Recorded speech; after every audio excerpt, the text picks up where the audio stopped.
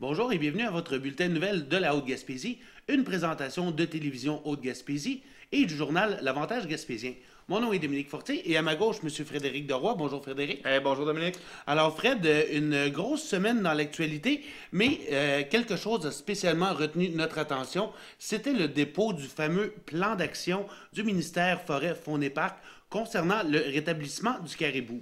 Alors, pour en parler, tu seras avec nous et on Oui. a également deux invités qui pourront nous en discuter davantage. Monsieur Michel Marin du groupement forestier Chic-Choc. Bonjour, Monsieur Marin. Bonjour. Et Jean-Louis Arsenault, amateur de randonnée, de ski, de fat bike. Alors, bonjour à vous. Bonjour. Alors, premièrement, pour mettre les gens en contexte, Frédéric, on avait reçu au niveau des médias une invitation à un débriefage technique, si on veut, Oui. concernant ce plan d'action-là. Dans l'invitation, on nous parlait d'un plan d'action découlant du plan de rétablissement du caribou et d'un plan ministériel. Donc, on pensait qu'on aurait quelque chose d'assez subsistant, d'assez concret. Finalement, on avait un plan d'action tout simplement avec des grandes orientations sommaires et le fameux plan de rétablissement du caribou, ben, on nous indique qu'il est toujours bien au chaud dans les bureaux du ministère et qu'on le présentera probablement au printemps. Et c'est avec ce plan-là qu'on éventuellement, on déposera le plan d'aménagement forestier qui est prévu d'ici un an et demi environ. Alors, bref, hier, on avait un gros exercice de communication où on voulait partager, au fond, les grandes orientations. Oui, un peu un pétard mouillé parce que dans le fond, on avait déjà eu quelques articles il y a quelques temps qui annonçaient enfin qu'il allait avoir un plan. Et là, on arrive et ben c'est à peu près ce qu'on savait déjà ou encore du général. Ben, on avait déjà C'est promis ce plan de c'est rétablissement-là ça. pour le mois de décembre. Et dans le fond, est-ce qu'il était supposé d'avoir justement vraiment les lignes du ministère et on a reculé à la dernière seconde, on ne le sait pas. Mais c'est un enjeu, le caribou en Haute-Gaspésie, qui touche beaucoup de secteurs. On a deux invités qui peuvent en témoigner. Et ça fait longtemps aussi que c'est un gros débat parce que est-ce qu'on développe notre arrière-pays pour le secteur forestier, le secteur touristique? Parce qu'on sait qu'il y a une possibilité d'emploi très intéressante là, mais aussi d'une offre touristique de calibre international, mais aussi pour la population locale. Donc, est-ce qu'on a le droit d'aller jouer sur notre terrain de jeu? Et le caribou est toujours un peu ce qui va mettre un frein. Et tu te souviens, on avait eu Mme Gisèle Benoît ici Oui. sur le plateau et même une aimante de la nature comme elle qui dit à un moment donné, bon, mais laissons faire la nature et le caribou, est-ce qu'on peut vraiment le sauver? Donc, jusqu'à quel point on s'acharne ou pas, en tout cas, j'ai hâte de voir le vrai plan, là, pas seulement des lignes comme ça directrices.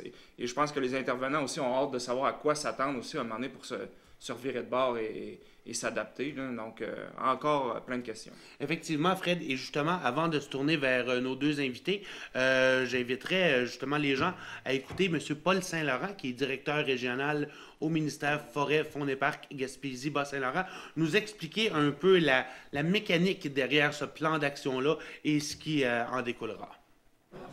Écoutez, normalement, vous avez vu, il y a des actions dans notre plan d'action qui sont quand même relativement à court terme.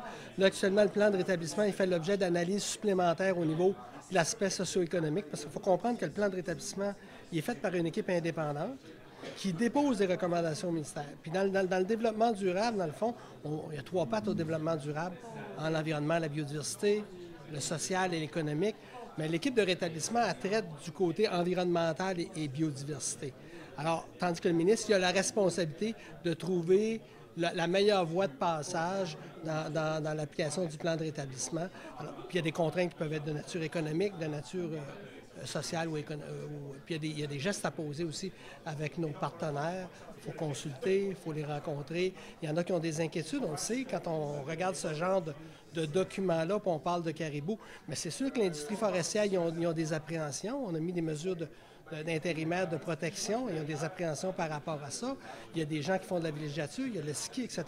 Alors, ces gens-là, on doit les rencontrer, on doit prendre acte aussi de leurs préoccupations. C'est pour ça qu'il y a un délai un petit peu dans le dépôt du plan de rétablissement. Alors, à la lumière de ce qu'on entend, je me tournerai tout d'abord vers M. Michel Marin. On parle justement des préoccupations des forestières. Avec ce qu'on nous a présenté hier comme plan d'action, est-ce que vous, en tant qu'industriel forestier, Vous savez un peu plus à quoi vous en tenir pour la suite des choses? Ben, un peu plus, pas beaucoup. Je dirais même pas vraiment. Je tiendrais à préciser que je ne suis pas nécessairement un industriel forestier, mais un intervenant forestier. On est plus dans les travaux sylvicoles, les travaux de récolte, etc. Hier, ce que j'ai constaté, c'est que ça a été un exercice un petit peu manqué par le ministère parce que cet exercice-là est fait après que le plan a été confectionné. Le plan est toujours pas disponible, donc on ne peut pas savoir ce qu'il y a dedans. Puis j'étais content de voir qu'il y avait de nombreux intervenants. La salle était pleine, malgré que ça s'est fait à la dernière minute. Donc, il y a un intérêt vraiment important de la population à plusieurs niveaux, des intervenants un peu dans tous les domaines, concernant ce dossier-là de la protection du caribou. Puis, comme je l'ai mentionné hier, il faut bien comprendre que je suis certain, je suis convaincu que tous les habitants de la Haute-Gaspésie, tous les intervenants dans tous les domaines, on est tous pour la protection du caribou. Si on peut toutes les sauver, puis les faire augmenter, les tripler, les quadrupler, on est intéressé à ça. Mais ça ne peut pas se faire en vase clos, puis ça ne peut pas se faire en faisant abstraction des besoins du milieu, ça ne peut pas se faire en faisant abstraction de la participation du milieu à la confection de ce plan-là. Sinon, le plan, il va faire comme d'autres plans qui n'ont pas impliqué le milieu, donc qui n'ont pas été arrimés socio-économiquement, il n'y aura pas des bons résultats. Fait que si on veut faire un bon plan, il faut commencer par suivre les bonnes étapes. Puis là, on voit que la rencontre d'hier par le ministère, c'était improvisé à la dernière minute, parce que, puis je tiens à le souligner, elle a été faite, cette rencontre-là, elle n'était pas prévue. C'est suite à des pressions des élus de la Haute-Gaspésie, entre autres, que le ministère a convenu de faire une première rencontre. Oui, parce que c'est pas très gagnant, là, je veux dire, ça donne pas un bon signal. Et on s'entend, juste pour remettre les gens en contexte, il y avait eu une convocation pour les représentants de la presse hier après-midi à 2 heures, mais par la suite, on a ajouté une rencontre publique à 4h30 où les gens pouvaient rencontrer les représentants du ministère. Moi, j'ai envie de. On entend, on doit rencontrer les intervenants du milieu, on doit parler de leur. Mais c'est pas encore fait, ça. Le caribou, c'est un dossier qu'on entend tout le temps depuis des années. Comment ça, le ministère et les intervenants qui vont décider ce plan-là n'ont pas encore été en contact justement avec le milieu? Ouais, mais c'est pas vrai non plus de dire qu'il n'y a eu aucun travail de fait avec les intervenants du milieu. Parce que en Gaspésie, comme dans d'autres régions, il existe les tables GIRT.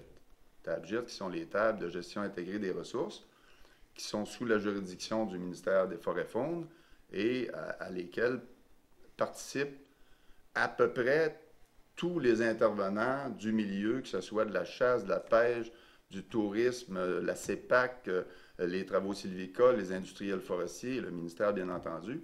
Donc, il y a ces tables-là qui ont travaillé à discuter de certains enjeux concernant le caribou. Il y a eu certaines mesures qui ont découlé des orientations de ces tables-là, qui ont été mises en place dans les plans forestiers des dernières années. Mais si on parle d'un plan de rétablissement, il y en a eu d'autres avant, qui n'ont pas nécessairement donné des très bons résultats, il faut se l'avouer, bien, peut-être que c'est très important de le faire accepter, de faire participer la communauté beaucoup plus élargie que simplement les représentants d'organisations, parce que là, quand on parle de ce grand territoire-là qui va être identifié, on n'a pas encore vu les cartes, parce que c'est encore comme secret, là, c'est dur à comprendre, bien, c'est certain qu'il y a beaucoup d'utilisateurs là-dedans. Ça concerne un grand nombre d'individus de la population de la Haute-Gaspésie. Donc, ces gens-là sont préoccupés, sont inquiets. Ils veulent avoir l'information. Ils veulent pouvoir donner leur opinion. Ils veulent pouvoir donner aussi, parce qu'ils veulent pouvoir donner leur connaissance de différents éléments qui se rattachent à ça. Parce que c'est pas vrai qu'il y a juste les chercheurs et les gens dans les officines officielles qui possèdent la vérité. L'ensemble de la population, puis les intervenants, puis les chasseurs, puis les randonneurs observent des choses, puis c'est intéressant d'avoir ces données-là pour confectionner un plan efficace. Et comme vous le mentionnez, M. Marin, ça implique beaucoup de joueurs dans le milieu, que ce soit notamment au niveau des forestières, mais aussi au niveau des autres utilisateurs du parc et des environs. Donc, avant de me tourner vers M. Arsenault, on pourrait peut-être écouter un extrait de Martin-Hugues Saint-Laurent, qui est chercheur et biologiste, qui nous explique un peu le constat concernant la population de caribous et des solutions qui seraient mises de l'avant. La sauvegarde du caribou passe par des superficies d'habitat moins impactées, qui sont beaucoup plus grandes que la superficie du parc de la Gaspésie actuelle ou de son habitat légal. Toutefois, ça ne veut pas nécessairement dire que les superficies requises nécessitent automatiquement un statut équivalent à un statut de parc. Ça ne veut pas nécessairement dire que ça nécessite des superficies sur lesquelles on ne pourra pas, par exemple, circuler ou chasser. C'est vraiment à l'intérieur desquelles on va peut-être limiter la création d'habitats favorables aux prédateurs, puis de favoriser la création d'habitats qui vont être davantage favorables aux caribous et donc défavorables aux coyotes et à l'ours. Alors, M. Arsenault, lorsqu'on entend ça, est-ce que c'est inquiétant de penser qu'on pourrait peut-être agrandir certaines zones? On ne parle pas nécessairement de zones protégées, mais de savoir que davantage d'efforts seront mis de l'avant pour protéger le caribou. Est-ce que ça vient un petit peu jouer sur le terrain de jeu déjà restreint qu'on a en ce moment? Bien, en tant que skieur, c'est sûr que nous autres, on est affectés. Comme au début, quand on est arrivé, on venait skier dans le coin, bon, on n'était pas beaucoup de skieurs. C'était pas tout à fait connu. Je ne sais même pas si le plan de protection, le premier était en marche. En tout cas, on skiait au Mont-Albert, puis ça skiait un peu partout. Mais c'était juste au printemps. Puis, éventuellement, ils ont vu qu'il y avait beaucoup de monde. Là, ils ont décidé de restreindre les secteurs. Donc, ils ont dit, il y a juste 2 secteurs, puis on préférerait que vous alliez plus dans la réserve. Fait que là, il n'y a pas de problème. Il y a des bénévoles qui ont monté des projets, puis on a développé un peu plus le côté de la réserve. Les Champs de Mars, le Hogsback, Blanche-la-Montagne, les Vallières. Puis éventuellement, ça a encore changé. Après certains projets, tout a été coupé. On ne pouvait plus avoir de volet 2 pour monter nos projets, puis on ne pouvait plus aménager, on ne pouvait plus réparer le terrain, comme ça fait au-dessus, peut-être 15 ans qu'il n'y a pas eu aucun travaux qui ont été faits dans ces secteurs-là, environ 15 ans, peut-être moins un petit peu, là. Je ne sais pas exactement le nombre d'années. Mais de toute façon, ce qui arrive, c'est que là, on est comme restreint, puis là, ce qui se développe, c'est à l'extérieur carrément des réserves. Là, on est rendu dans les terres publiques, puis on développe le Mont-Lyell. Tout se fait avec la coop Accès Chic-Choc, présentement. Mais avant ça, c'était des groupes de bénévoles. Puis, tout le monde pensait que c'était la CEPAC qui faisait ça, mais c'était des bénévoles qui étaient en dessous des projets pour l'aménagement. Et on entendait hier que de reboiser, fermer des chemins forestiers qu'on jugeait inutilisés. Est-ce que vous êtes d'accord avec cette affirmation-là, que les chemins qu'on ferme, c'est des chemins qui étaient effectivement inutilisés? Ben, pas vraiment d'accord, parce que dans certains secteurs, moi, je sais que je suis un amateur de vélo. Bon, ben, moi, quand je passe en vélo, on n'est pas beaucoup. On est juste quelques-uns qui font du vélo pas mal dans le coin. Puis, regarde, c'était des chemins que nous autres, on utilisait. Ben, les chemins n'existent plus là aujourd'hui. Puis on n'a jamais eu d'informations à ce sujet-là. Je sais qu'avant qu'ils le fassent, ils ont demandé aux élus du coin. Mais les élus ne savaient pas plus que nous autres, on y allait. Là. Fait que c'est sûr qu'il n'y avait pas beaucoup de circulation. Mais moi, c'est surtout le chemin à l'arrière de Rivière-à-Claude que je vois. C'est que lui, c'était un chemin ancestral. T'sais, depuis des années et des années que le monde passait par là, c'était rendu juste un petit sentier. Là. Le chemin était magané, les calvettes étaient sautées. Mais dans le passé, l'ancien maire avait déjà demandé à ce que ce chemin-là reste ouvert, parce qu'il était en train de se fermer dans le passé. Puis le directeur du parc avait réouvert le chemin, parce qu'il était presque fermé. Alors, on peut peut-être écouter un autre extrait de Martin-Hugues Saint-Laurent, biologiste, qui donne quelques pistes de solutions sur comment on pourrait aborder la cohabitation entre les caribous et les utilisateurs, notamment les skieurs. Je crois qu'une des erreurs qu'on pourrait être amené à faire, ce serait le raccourci intellectuel qui dit qu'automatiquement, on se doit de limiter l'accès aux skieurs.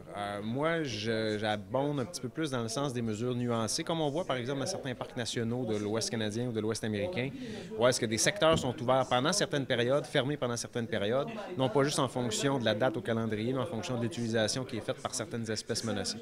Donc, on sait, par exemple, que le parc de Jasper, pendant longtemps, ouvrait des secteurs au ski parce qu'il n'y avait pas de caribous dans le secteur et fermait les secteurs au ski quand les caribous étaient là et invitait les skieurs qui arrivaient au poste d'accueil en les orientant vers un secteur ou un autre. Par exemple, ça pourrait être le genre de mesures qu'on mettrait en place.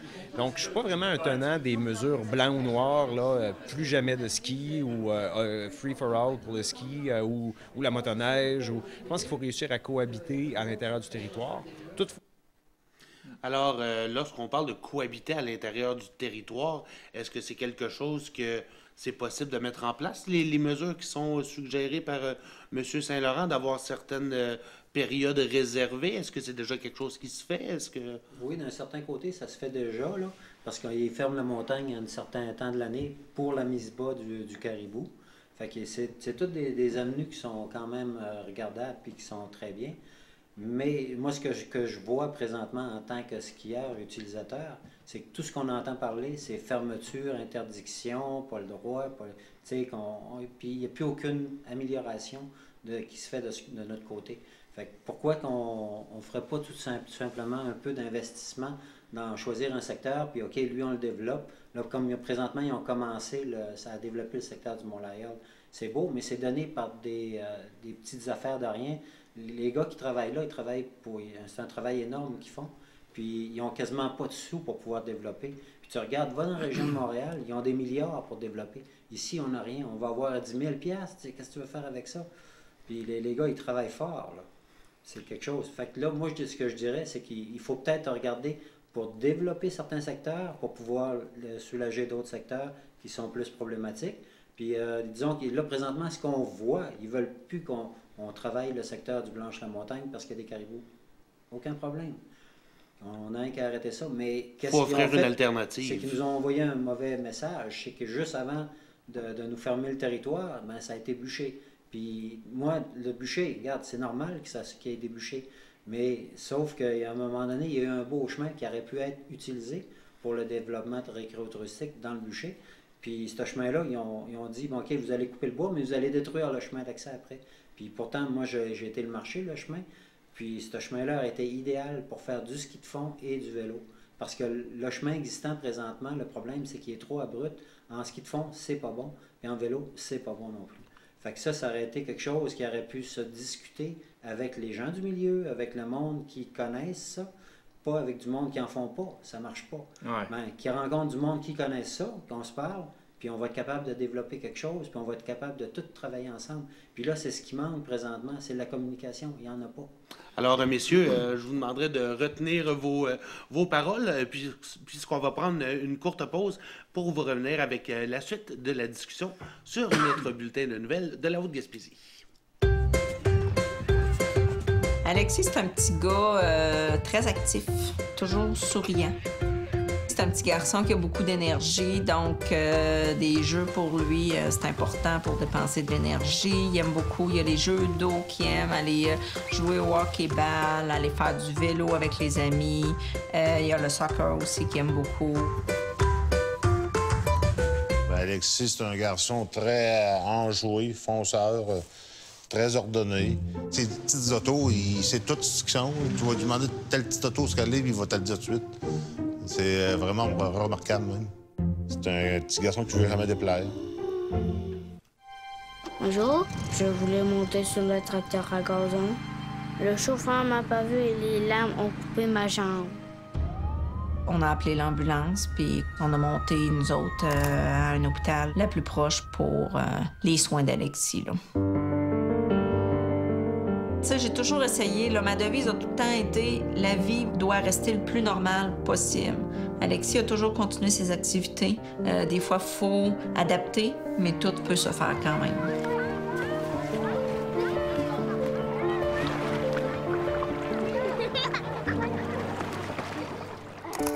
L'association des amputés de guerre, c'est rien que du bien. Je pense que pour avoir eu ça, je sais pas si on serait rendu à ce point-là. Puis c'est la ressource humaine que tu vas chercher. Tu vois du monde comme Alexis, puis à d'autres stades. Puis ça fait du bien de les voir persister de même, puis qu'ils se débrouillent très bien dans la vie, là. Un accident comme celui d'Alexis, ça n'arrive pas juste aux autres. Un petit moment d'inattention et c'est fait. J'ai un message pour tous les enfants. On doit toujours rester loin des tracteurs à gazon parce que c'est dangereux. Jouez prudemment. Alors, nous sommes de retour à votre bulletin de nouvelles de la Haute-Gaspésie et la discussion se poursuit autour du plan d'action qui a été présenté hier par le ministère de la Faune entourant le rétablissement du caribou. Alors, je me tournerai maintenant vers Michel Marin. Alors, justement, si on parlait de ce fameux plan-là, est-ce que vous jugez que la façon qui est présentée, qu'on a davantage... qu'on a toutes les connaissances qu'on a besoin et qu'on a toutes les ressources mises à notre disposition pour bien faire les choses? Bien, j'aurais deux volets à mon intervention. La première, c'est qu'hier, on a posé des questions, à savoir le comité qui avait travaillé sur la confection du plan, c'était qui? Puis, bon, les réponses qu'on a eues du directeur régional, c'était que c'était un comité indépendant du ministère Forêt-Faune. Bon, ben, après avoir fait une petite recherche, publiquement, hier, il a été présenté le comité qui a travaillé sur l'établissement du plan, puis c'est composé à 75% de gens du ministère de Forêt-Faune. Alors qu'on nous dise que c'est un comité complètement indépendant du ministère, s'il est composé à 75% de gens du ministère, ça fait comme encore un peu de l'information qui n'est pas transparente. Mais en tout cas, je voulais mettre un point là-dessus. Deuxième point, c'est que dans un plan de rétablissement du caribou, ça ne peut pas se faire s'il n'y a pas de la part du gouvernement. Si le gouvernement a une intention réelle de sauver le caribou, de le rétablir en Gaspésie, ça va prendre des investissements majeurs. Investissements majeurs qui ne se calculeront pas en quelques centaines de milliers de dollars. Ça va être des millions de dollars, comme ça s'est fait dans d'autres parcs nationaux ailleurs pour sauver des espèces. Puis, il devrait y avoir quelques volets à ça. Un volet de recherche, un volet important de recherche pour compléter toutes sortes d'aspects qui sont à étudier sur le caribou de la Gaspésie.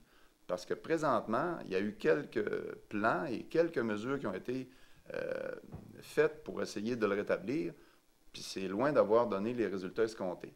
Donc, on peut en conclure que peut-être qu'on ne vise pas les bonnes problématiques, peut-être que les problèmes ne sont pas bien identifiés. Puis ça, c'est avec de la recherche, mais des vraies enveloppes de recherche, puis quelque chose d'envergure qu'on va réussir à surmonter cette problématique-là. Puis dans un deuxième volet de financement pour le plan de protection, bien, il y a bien entendu une enveloppe importante qui devrait être dédiée au milieu de la Haute-Gaspésie pour compenser s'il y a des effets restrictifs, des territoires qui sont mis sous un peu...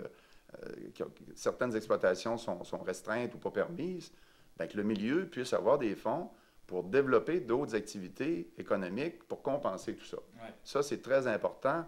Puis s'il n'y a pas ça, bien, l'adhésion du milieu va être difficile à obtenir. On parle depuis des années de tourisme hivernal. Puis comme M. Arsenault disait tantôt, arrêtez de dire non à des secteurs. Dites-nous oui à quelque part, puis mettons beaucoup d'argent pour développer ça. Puis ce qui est dangereux aussi, ce que je vois dans les dernières années, c'est le caribou est prétexte à dire non des choses et tout, mais c'est que ça devient aussi, ça met des frictions entre des secteurs d'activité. Tantôt, M. Arsenault disait, ben ils ont le droit de couper, mais nous autres, on n'a pas le droit d'aller là. Mais le but, c'est pas de monter nos entreprises unes contre les autres, nos secteurs. Là, quelles sont les règles du jeu? Et on va jouer, mais dites-nous vraiment c'est quoi, puis donnons-nous les moyens aussi de le faire. Donc, il y a ça qui est dangereux, c'est de diviser un peu nos secteurs, de se mettre à tirer la couverte de notre bord, alors qu'on peut coexister tout le monde, mais en ayant des règles claires. C'est ce qui manque encore, c'est qu'on ne sait pas. Puis les gens sont comme nerveux aussi, ceux qui sont responsables, sont tout le temps nerveux avec le caribou en disant hey, on ira pas là, le caribou. T'sais, même eux autres, des fois, je pense qu'il manque un peu de substance aux lois et aux règles du jeu pour... Il y a mieux de dire non pour être sûr de se baquer que de laisser aller quelque chose pour se faire taper sur les doigts après. Ben, ça, c'est le danger de travailler en vase clos. Quand tu travailles en vase clos, puis que tu essaies d'amener des solutions, que tu n'as pas nécessairement toutes les connaissances, puis que tu te prives des connaissances du milieu, puis qu'en plus, tu te prives de l'adhésion du milieu, bien là, tu t'en vas vers un plan qui n'aura pas nécessairement des bons résultats. Puis... on a vu ça dans d'autres domaines. Là. Quand on regarde le domaine de la pêche, là, dans les années 70-80, la pêche côtière avec des petites barques, les gens prenaient de la morue en quantité très abondante. Puis à partir du début des années 80, les petits pêcheurs ont commencé à prendre moins de morue, puis ça s'est fait rapidement. Là. La descente a été assez rapide. Moi, je le sais parce que on pêchait. Là. Mon père, c'était un pêcheur occasionnel. On pêchait, puis on a vu ça. C'était simple à observer. Mais ça a pris comme peut-être plus de 10 ans avant que les gens, les chercheurs, les offices qui s'occupaient de la gestion de la pêche commencent à dire « Ah, il y a un problème avec la gestion des stocks de morue, entre autres les stocks de morue. » Mais si ces gens-là avaient eu un lien constant avec la population, il l'aurait su vite. Il l'aurait su vite, puis il aurait dit « Ah, ouais, c'est vrai, là, regarde, on va s'en occuper, probablement, j'espère. » Mais ça fait que c'est ça l'intérêt d'impliquer la population. C'est ça le plus-value qu'on a à le faire. Puis souvent, dans les ministères, comme le ministère Forêt-Faune, on a de la misère avec la transparence, on garde tout en vase clos, puis on arrive avec des solutions qui ne sont pas toujours les meilleures.